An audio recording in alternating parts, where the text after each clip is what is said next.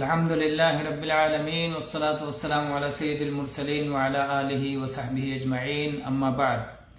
قال شیخ الاسلام محمد بن عبد الوهاب رحمہ اللہ فی کتاب التوحید فی باب من الشرک ارادۃ الانسان بعملہ الدنیا قال رحمہ اللہ فی الصحیح عن ابی ہریرہ رضی اللہ عنہ قال قال رسول اللہ صلی اللہ علیہ وسلم تعس عبد الدینار تعس عبد الدرهم تعس عبد الخميصة تعس عبد الخميلة إن أعطي رضي وإن لم يعط سخط تعس وانتكس وإذا شيك فلن تقش طوبى لعبد آخذ بعنان فرسه في سبيل الله أشعث رأسه مغبرة قدماه إن كان في الحراسة كان في الحراسة وإن كان في الساقة كان في الساقة إن استأذن لم يؤذن له وإن شفع لم يشفع رواہ الامام البخاری۔ میرے بھائیوں، آج ہم نے کتاب التوحید سے، جسے شیخ الاسلام محمد بن عبد الوہاب رحمہ اللہ نے نہایت بہتر انداز میں قرآن و حدیث کے ساتھ مدلل تصنیف کیا ہے، جس میں باب قائم کیا ہے من الشرک ارادۃ الانسان بعملہ الدنیا۔ انسان اپنے عمل سے دنیا کا خواہش مند ہو، دنیا کا طلبگار ہو، یہ بھی شرک کا ایک حصہ ہے۔ اور اس کے لیے بطور دلیل صحیح بخاری کی یہ حدیث ذکر کی ہے، جس کے راوی ابو ہریرہ رضی اللہ عنہ ہیں کہ نبی کریم صلی اللہ علیہ وسلم نے ارشاد فرمایا، آپ نے دعائیہ صیغہ استعمال کیا، بد دعا کرتے ہوئے آپ نے کہا تعس عبد الدینار تعس عبد الدرہم، درہم کا بندہ ہلاک و برباد ہو، دینار کا بندہ ہلاک و برباد ہو، یعنی سونے کا طلبگار ہو، چاندی کا طلبگار ہو۔ یہ دنیا کی زیب و زینت کی چیزیں ہیں، یہ دنیا کے طلب کی نشانی ہے کہ آدمی چاندی کے پیچھے، سونے کے پیچھے، زخارف دنیا اور دنیا کی چمک دمک کے پیچھے بھاگ رہا ہے۔ تو آپ نے کہا کہ جو اس کی غلامی میں مبتلا ہے، اس کی بندگی میں مبتلا ہے، وہی اس کا معبود بنا ہوا ہے اور اسی کے لیے وہ سب کچھ کر رہا ہے، سارا مقصود و مطلوب اس کا وہی ہے، تو وہ برباد ہو، تباہ ہو۔ تو آپ نے کہا کہ برباد ہو دینار کا بندہ، برباد ہو درہم کا بندہ، برباد ہو ریشمی چادر کا بندہ۔ ریشمی چادر یہ اس وقت کا لباس تھا، اسی طرح سے برباد ہو خوبصورت اور منقش چادر کا بندہ، یعنی جو اپنے لباس کے پیچھے، اپنی پوشاک کے پیچھے، یا اسی طرح سے اپنے مال و دولت کمانے کے پیچھے جو بھاگ رہا ہے اور اللہ تعالیٰ کے احکام کو فراموش کر رہا ہے، تو وہ تباہ اور برباد ہو۔ آپ نے اس کی علامت بتائی کہ اگر اسے دیا جائے، اسے مال ملے، اسے خوبصورت پوشاک ملے تو وہ راضی ہے، اور اگر اسے نہ ملے تو وہ ناراض ہو جاتا ہے، گویا اس کی رضا اور ناراضگی کا سارا دار و مدار اسی دنیاوی مال و متاع پر ہے۔ تو آپ نے اس کو بددعا دیتے ہوئے کہا تعیسا وانتکس، یہ آدمی برباد ہو جائے اور یہ اپنے سروں کے بل الٹ جائے اور یہ آدمی تباہ ہو جائے، ناکام و نامراد ہو جائے۔ اور پھر آپ نے کہا وَإِذَا شِيكَ فَلَن تُقِشْ، اور اگر اسے کانٹا چبھ جائے تو اس کا کانٹا بھی نہ نکلے، کانٹا بھی وہ نہ نکال سکے۔ تو یہ بد دعا ہے نبی کریم صلی اللہ علیہ وسلم کی دنیا کے طلبگاروں کے لیے، کہ جن کا مقصود و مطلوب صرف دنیا ہے اور دنیا ہی کی وجہ سے وہ راضی ہوتے ہیں اور دنیا ہی کی وجہ سے ناراض ہوتے ہیں۔ ان کی آخرت میں،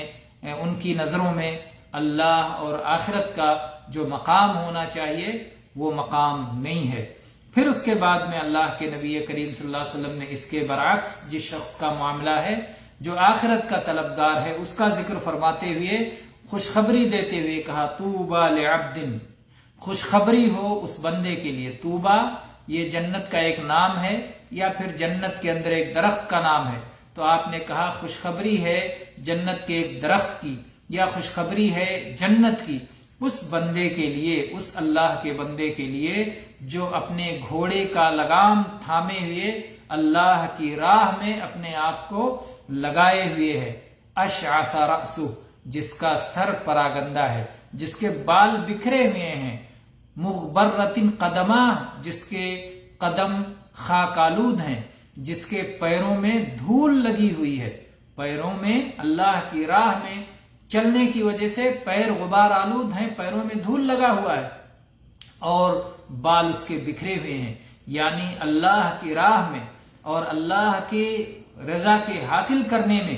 اور جہاد کرنے میں وہ اس طرح لگا ہوا ہے کہ اس کو دنیا کی نعمتوں کی فکر نہیں ہے، اس کے پاس وقت نہیں ہے کہ وہ اپنے بالوں میں تیل لگائے، ان میں کنگھی کرے اور شاندار بال بنائے، یا اسی طرح سے اپنے قدموں کی حفاظت کرے، اچھے جوتے اور موزے پہن کر کے شان سے رہے، اس کے پاس اس کی فرصت نہیں ہے، بلکہ وہ اللہ کی راہ میں تن من دھن سے لگا ہوا ہے اور اس کے پیر غبار آلود ہیں۔ پھر آپ نے کہا اور اس کے تواضع کی حالت یہ ہے، ان کان فی الحراست کان فی الحراسہ، اگر اسے چوکیداری پہ لگا دیا گیا اور فوج کی حفاظت کے لیے لگا دیا گیا تو وہ چوکیداری اور پاسبانی میں لگا ہوا ہے، اور وَإِن كَانَ فِي السَّاقَةِ كَانَ فِي السَّاقَةِ، اور اگر اسے فوج کے پچھلے حصے میں ڈال دیا گیا تو فوج کے پچھلے حصے میں پڑا ہوا ہے، یعنی وہ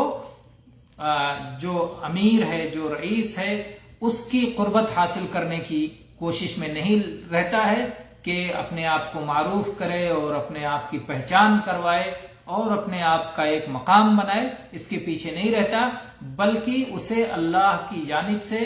اور اللہ کی راہ میں جہاد کرتے ہوئے اسے جس چیز کا موقع مل جاتا ہے اور جس چیز کا اسے حکم دے دیا جاتا ہے اس میں وہ لگا رہتا ہے، اور اگر وہ اجازت طلب کرتا ہے تو اسے اجازت نہیں ملتی، یعنی اگر وہ کسی امیر سے ملنا چاہتا ہے اور اجازت طلب کرتا ہے تو اسے اجازت نہیں دی جاتی، کیونکہ اس کا کوئی مقام و مرتبہ نہیں ہے، اور اسی طرح سے اگر وہ کسی کی سفارش کرنا چاہتا ہے، کوئی ضرورت مند ہوا کسی کی سفارش کرتا ہے تو اس کی سفارش بھی قبول نہیں کی جاتی، کیونکہ وہ کوئی ایسا چرچے میں رہنے والا اور معروف شخص نہیں ہے کہ جس کی وجہ سے لوگ اسے پہچانے اور اس کی سفارش کو قبول کریں، ایک وہ مخلص ہے، متواضع ہے، اللہ کی راہ میں اللہ کی رضامندی میں لگا ہوا ہے، اور دنیا میں نام و نمود اور مقام بنانے کے پیچھے وہ پریشان نہیں ہے، تو اس کی اللہ کے نبی صلی اللہ علیہ وسلم نے تعریف کی اور اسے اس کے لیے جنت کی خوشخبری سنائی کہ ایسے شخص کے لیے جنت کی خوشخبری ہے۔ تو بہرحال یہ حدیث بہت عظیم الشان ہے، جس حدیث میں دنیا کی مذمت اور دنیا کی خاطر کوئی کام کرنے کی مذمت کی گئی ہے کہ آدمی خوراک و پوشاک کے لیے یا اسی طرح سے درہم و دینار کے لیے، مال و متاع کے لیے اس کی ساری محنتیں ہوں، تو یہ قابل مذمت چیز ہے، اور اگر آخرت کے لیے اور اللہ کی رضا کے لیے اس کا عمل ہے تو یہ قابل مدح چیز ہے، اور اگر انسان متواضع ہے اور اللہ کی راہ میں جہاد میں لگا ہوا ہے تو یہ فضیلت کی چیز ہے، اور اسی طرح سے عیش اور تنعم، یعنی اپنے بالوں کو تیل لگا کے کنگھی کر کے پورے شان کے ساتھ رہنا، یا اسی طرح سے پیروں میں جوتے موزے اور غبار نہ لگنے دینا، عیش و راحت کی اس میں گویا اس کو پسندیدہ نہیں قرار دیا گیا ہے، اس کے مقابلے میں آدمی مردانگی کا انداز اپنائے اور طاقتور ہو، اور جو ہے اپنے اندر بہادری کے جو صفات ہیں، اوصاف ہیں، ان اوصاف کو اپنائے جو کہ اللہ کی راہ میں جہاد کرنے میں معاون اور مددگار ہیں، تو یہ ایک قابل تعریف چیز ہے۔ تو اللہ تعالی ہمیں آخرت کے لیے اپنے اعمال انجام دینے کی توفیق دے، اور اللہ کی خاطر اپنی ساری محنتوں کو اور ساری قربانیاں کرنے کی توفیق عطا فرمائے، آمین۔ وآخر دعوانا ان الحمد للہ رب العالمین، وصلی اللہ علی نبینا وسلم۔